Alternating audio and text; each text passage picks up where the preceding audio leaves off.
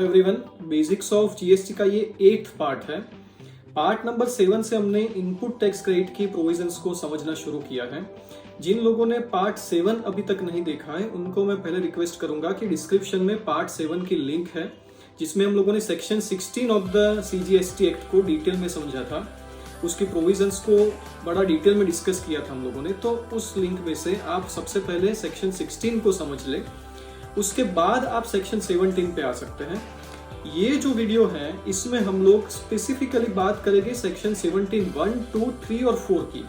Section 17 में 5 sub section है, 17 1, 2, 3, 4 और 5। लेकिन सेक्शन 17 सब सेक्शन 5 जो है ब्लॉक क्रेडिट का, उसका नंबर आज के इस वीडियो में नहीं लगेगा, क्योंकि सेक्शन 17 1 से लेके 17 4 तक ही हम लोग डिस्कस कर पाएंगे।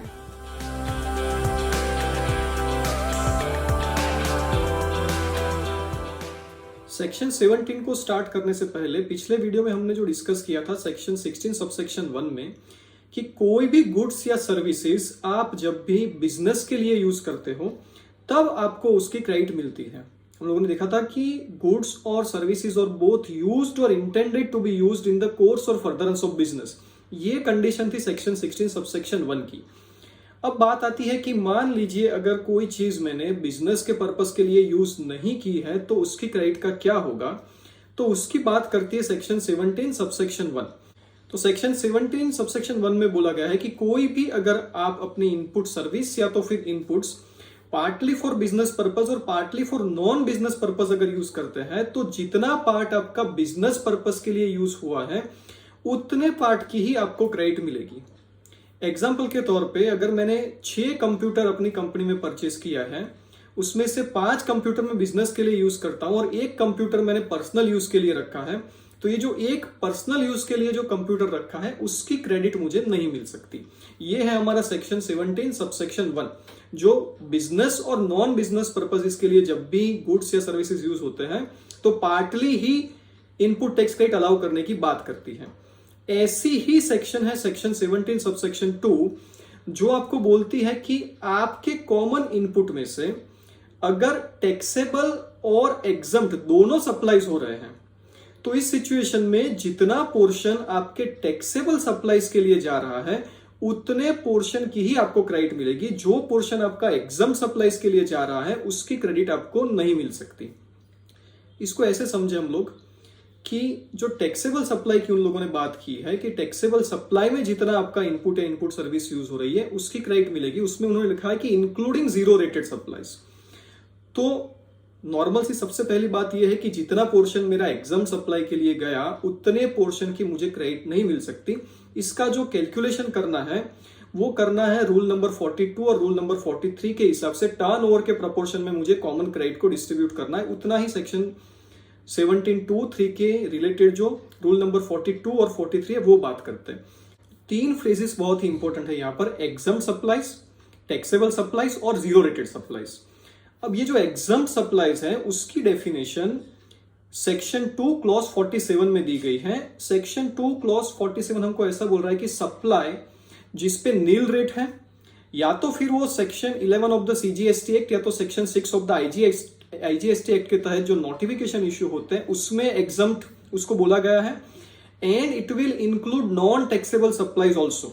अब गौर करने वाली बात यहां पर यह है कि exempt supplies will also include non taxable supplies. Non taxable supplies क्या होता है कि जिसके ऊपर चार्ज ही फेल होता है।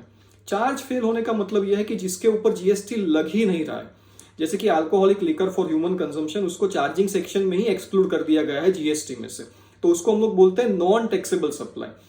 लेकिन for the purpose of specifying what is exempt supplies, non taxable supplies are also considered as exempt supplies. लेकिन ये जो सेक्शन 17 की डेफिनेशन है उसमें सेक्शन 17 सबसेक्शन 3 जो है वो एग्जम्प्ट सप्लाईज की डेफिनेशन को सेक्शन 2 सबसेक्शन 47 से एक्सटेंड करके कुछ और चीजें भी उसके अंदर ऐड कर रही है। 4 और चीजें उन्होंने बोला है कि जो ऐड होगी एग्जम्प्ट सप्लाईज में, because you want to calculate the proportionate credit which is required to be reversed. कौन सी 4 चीजें इसके अंदर इंक्लूड होगी? तो नंबर 1, जो भी सर्विस या तो फिर गुड्स आप सप्लाई कर रहे हैं which is covered under reverse charge. इसका मतलब यह होता है कि मान लीजिए कि मिस्टर ए सप्लाई कर रहे सर्विस 10 लाख रुपए की मिस्टर बी को, और उसके ऊपर जो टैक्स भरने वाला पर्सन है वो मिस्टर बी अंडर आरसीएम। तो इस सिचुएशन में मिस्टर ए के लिए इस सप्लाई को हम लोग एग्जाम सप्लाईज मानेंगे। मतलब मैं सप्लायर हूं और कोई रिसिपिएंट जो है वो आरसीएम में उसका टैक्स भरने वाला है, तो मेरे लिए उस सर्विस को मैं बोलूंगा एग्जाम सप्लाईज। दूसरा है ट्रांजैक्शंस इन सिक्योरिटीज।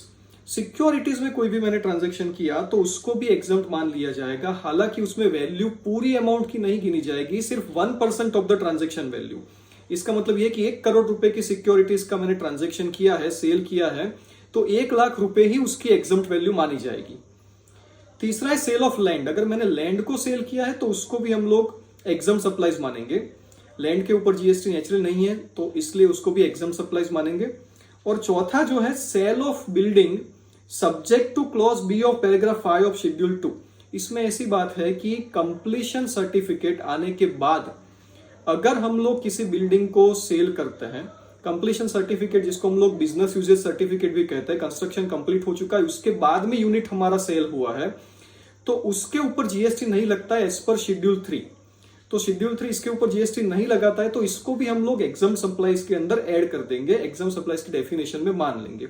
तो एग्जाम सप्लाई की जो नॉर्मल डेफिनेशन है उसको 17(3) में एक्सटेंड करके रिवर्स चार्ज को, उसके बाद में सिक्योरिटीज के सेल को, लैंड के सेल को और कंप्लीशन सर्टिफिकेट आने के बाद जो बिल्डिंग सेल होती है उसको भी ऐड किया गया है। एक एक्सप्लेनेशन इस सबसेक्शन में डाला गया by the GST amendment act 2018, जिसमें बोला गया कि ये जो पैराग्राफ 5 ऑफ द शेड्यूल 3 है, जो बिल्डिंग सेल वाली हमने बात की है, उसके अलावा जितनी भी चीजें शेड्यूल 3 में स्पेसिफाई की गई है उसको हम लोग एग्जाम सप्लाई में इंक्लूड नहीं करेंगे। इसका मतलब यह है कि शेड्यूल 3 में लेट्स से कि एम्प्लॉई सर्विस टू एम्प्लॉयर की बात की है, तो जो भी सैलरी हम लोग एम्प्लॉइज को देते हैं, जो भी एम्प्लॉयर अपनी सैलरी देता है एम्प्लॉय को, ये जो है it is a consideration for the employ. ऐसी जितनी भी चीजें शेड्यूल 3 में दी गई है वो सारी चीजें एग्जाम सप्लाई की डेफिनेशन में कवर्ड नहीं होगी, ऐसा एक्सप्लेनेशन इंसर्ट किया गया। लेकिन बहुत ही क्लियर चीज है कि इसमें एक्सक्लूड किया गया है जो पैराग्राफ नंबर 5 है उसको। मतलब कि कंप्लीशन सर्टिफिकेट आने के बाद कोई भी बिल्डिंग अगर सेल हो रही है तो उसके ऊपर जीएसटी नहीं है, तो जीएसटी ना होने की वजह से प्रोपोर्शनेट इनपुट टैक्स क्रेडिट भी मुझे रिवर्स करनी पड़ेगी, तो उसको एग्जाम सप्लाईज की डेफिनेशन में हम लोगों को गिनना पड़ेगा। अब जो इंटरेस्टिंग चीज है यह है कि भाई ये एग्जाम सप्लाईज और जीरो रेटेड सप्लाईज के बीच में डिफरेंस क्या है, क्योंकि एग्जाम सप्लाईज में भी जीएसटी नहीं लगता है आउटपुट के ऊपर, जीरो रेटेड सप्लाईज में भी हम लोग जीएसटी नहीं लगाते आउटपुट सप्लाईज के ऊपर।